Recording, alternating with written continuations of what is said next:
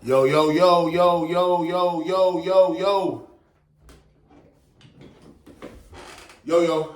What's good with it? It's the homie Mac, music, art, culture, knowledge. Reporting live from the Dogon.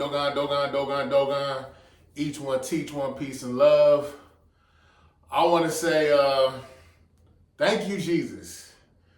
This election cycle is over. The 2024 election cycle is over. Our new incumbent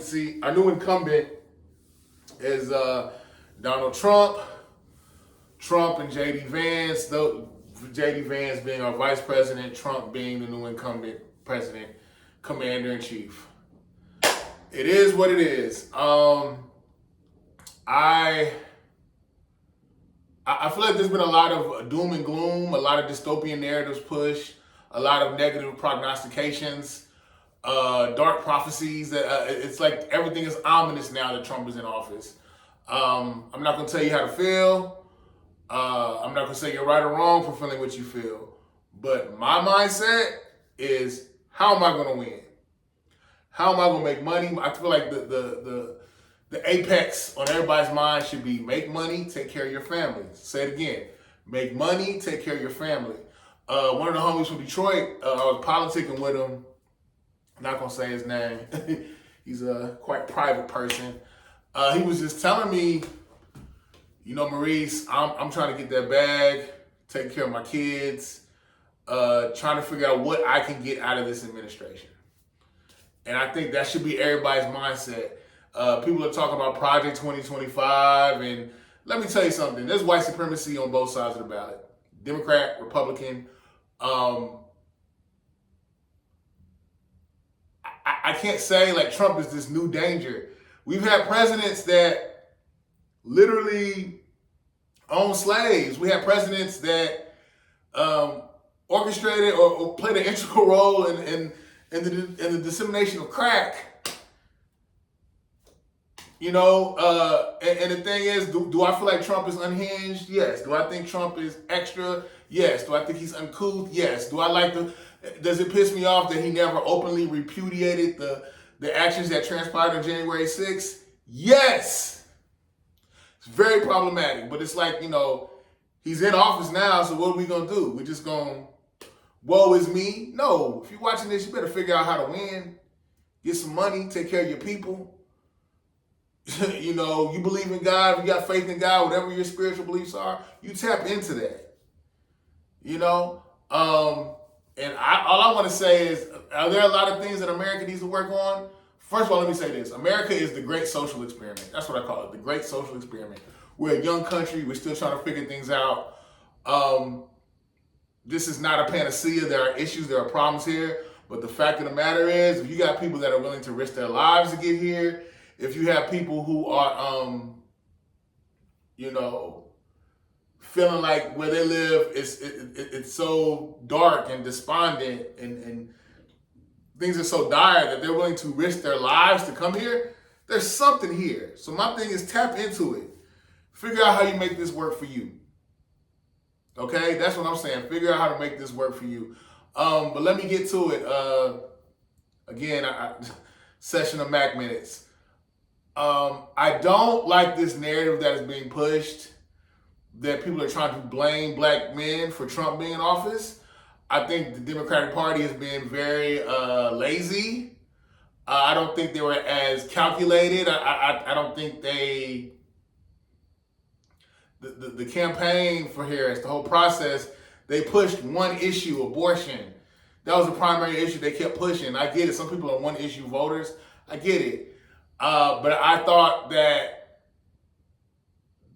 everything they did was just a textbook example of an inept campaign. I don't really feel like they did a lot to engage black men intellectually, let me say that, or young black voters intellectually. You just throw Megan Thee Stallion in their face, and then you just throw Cardi B and Glorilla in their face. That's what we're doing. We're not going to engage you politically or speak to your needs. We're just going to entertain you. Okay. Obviously it didn't work.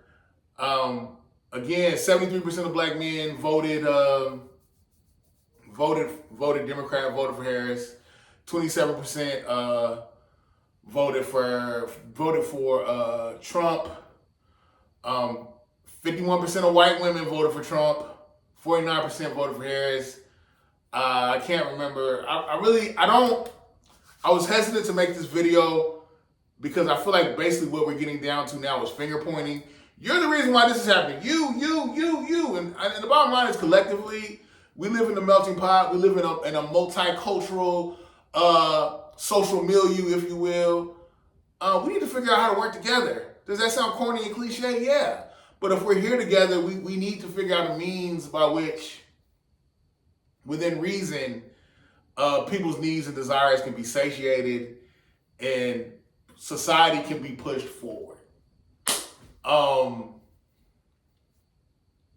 I don't like the narrative that's also being pushed that, I think it was the mayor of Baltimore, he said something like, we don't deserve black women, and it's sad, sexism and misogyny and racism. And don't get it twisted, these things do exist. But I don't think it's fair to say, just because I didn't agree with Kamala's policies, not me per se, but just generally speaking, just because I didn't agree with Kamala's policies, that I'm a misogynist, or I'm transphobic, or I'm anti-woman. I just don't think that's fair. I think if anything, you kind of are shaming people for not having the same politics you have. And it's almost a political arrogance to think everyone's worldview should be just like mine. I think that's inane. I think if we're talking about white supremacy, patriarchy, things of that nature, I get it. America's power base has been centered in that. White men owning property, white men owning land, white men being wealthy and resourceful, and ultimately white men owning people. That was the premise of this nation. I don't care what they say in the Constitution, but that's a whole other conversation. And my thing is, I get it. That's power. Those things that Afra said define power, the premise of power in America. I get it. And I think there hasn't been enough psychoanalysis on white women and their commitment to misogyny. I'm not going to necessarily say misogyny, but their commitment to white supremacy as well as their commitment to white male patriarchy. Because they benefit from it by proxy. When you want to talk about, having a family unit and a family base, you share what you have with your partner. And I think, again, we don't give enough thought to how, by proxy, white women benefit from white male hegemony, white male patriarchal hegemony.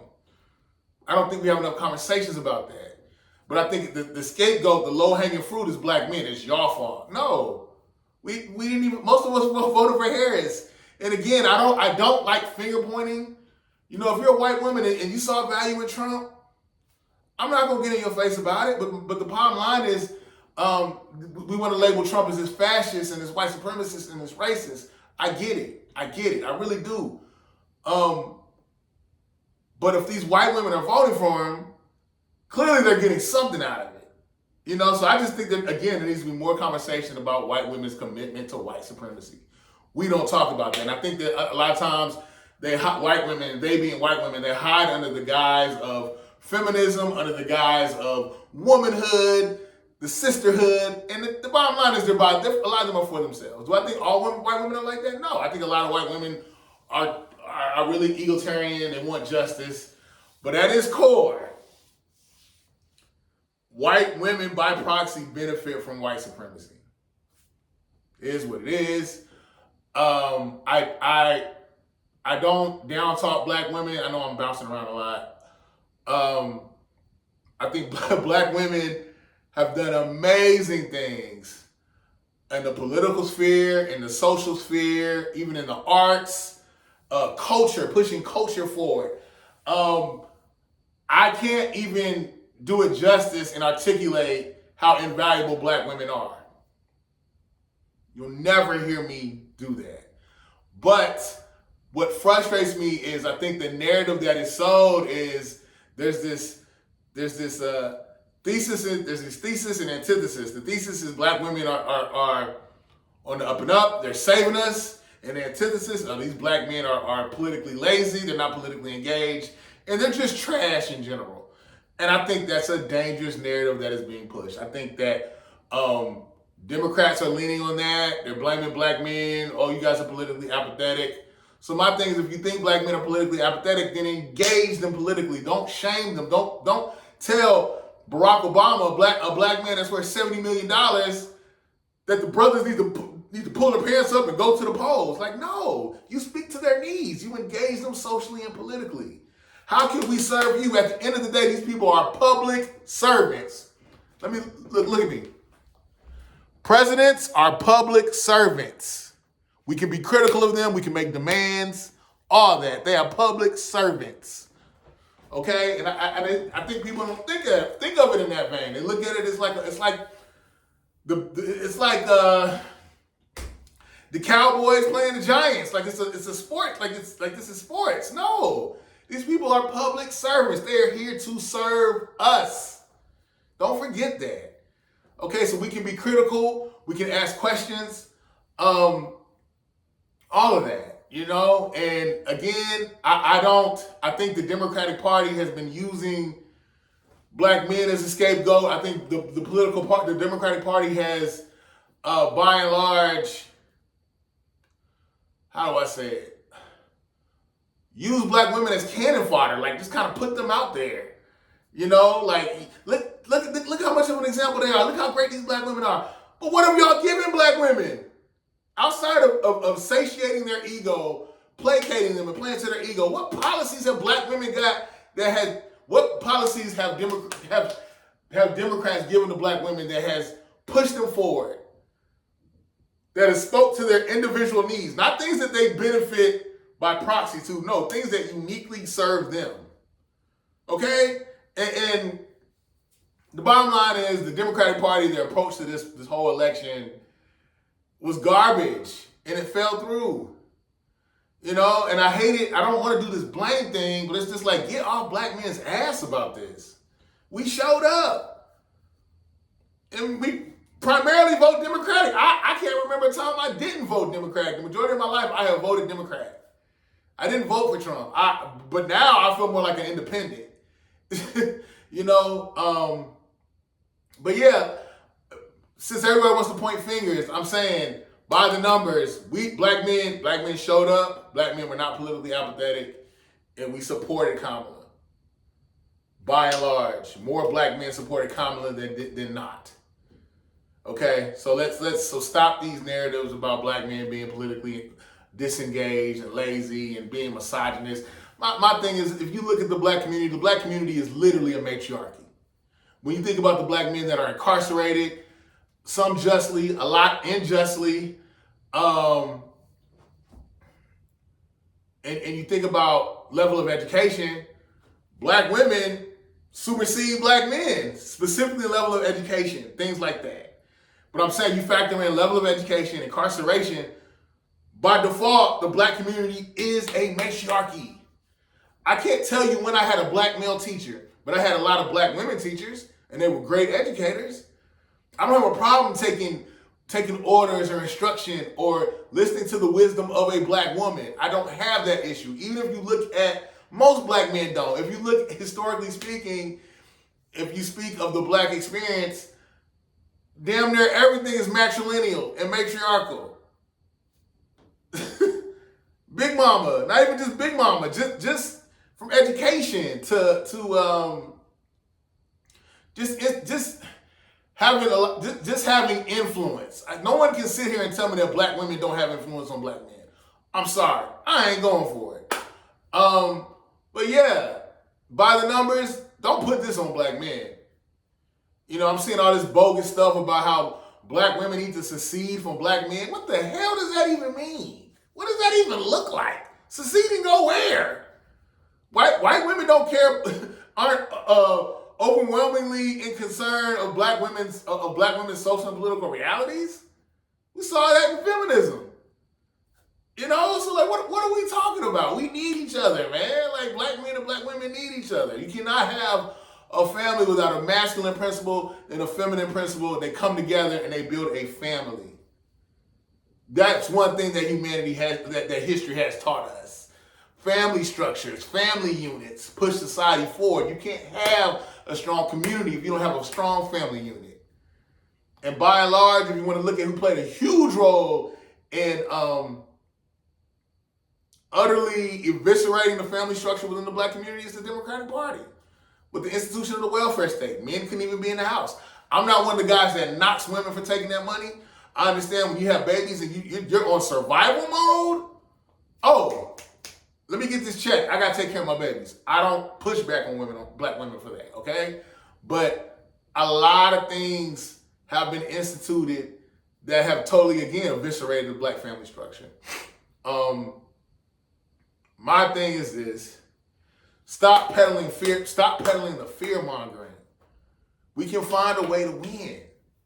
This country, I've always been against this, but I guess my paradigm is shifting. Find a way that you can become economically viable. Find something, trades, whatever your skill set may be. Play into your skill set, make money, and feed your family. Take care of your family. I think somebody told me two of the most important things. First of all, politics yields to economics. Let's get that out there first. And I remember seeing a quote with this guy who was a political strategist. He said, two of the most important things about politics, one being money, and I can't remember the second one. This is about money. Until black people, we put money in Obama's campaign. We put money into Kamala's campaign. I think the AKAs raised like millions within the span of 2 days. Why is it that we can't take our money, put it together, create compound interest, and buy a politician? Because let's keep it a buck. These politicians are bought. I remember going to Frisco some years ago. I met an Asian man. He was like, look, man, I'm not concerned about voting. I'm not concerned about the police. I'm not concerned about the mayor, the president, none of that. We control our community. Our dollars circulate however many times. We police ourselves. We have a sense of community. We do business with each other. We look out for each other's babies. What else did he say? In essence, they pay attention to us and they try to placate us or serve us because we have the money. So my whole thing is, black people, we have to figure out a way again to become economically viable. We have the money. But I think the black dollar's worth what, 1.6 trillion? So we have the money, we have the means to create an economic power base. But we won't do it. Why? Because we don't trust each other. And it's like the lady that wrote Yurugu, Marima Ani, I think her name was, she just said we have been brainwashed through a long, protracted, and calculated process. And more and more as time goes on, I see exceedingly how psychological it is. Until we heal psychologically, love ourselves, love our reflection, we're going to keep having the same discussion. I'm for peace, I'm for unity, but I don't want that with anybody that doesn't want it with me. I extend my hand to any man, woman, child, black, white, purple, green. First of all, I want to build with black people. So let me be very clear in that. I want to build with black people, black men, black women. I don't care if you're gay, trans. I don't care about that. If you're black, we need to unite. Wherever our differences may be, so be it. But we need to be united. We need to be united as I think it was Booker T. Washington. He was talking about race. How he was saying we could be separate as 5 fingers on all things social, but be united as a fist on all things towards collective progress. That's how I feel about the black community. We need to get out of these identity politics. We need to serve each other, love each other, and build. Build from within, and the world will respond accordingly. Okay? But yeah, a lot more I want to say.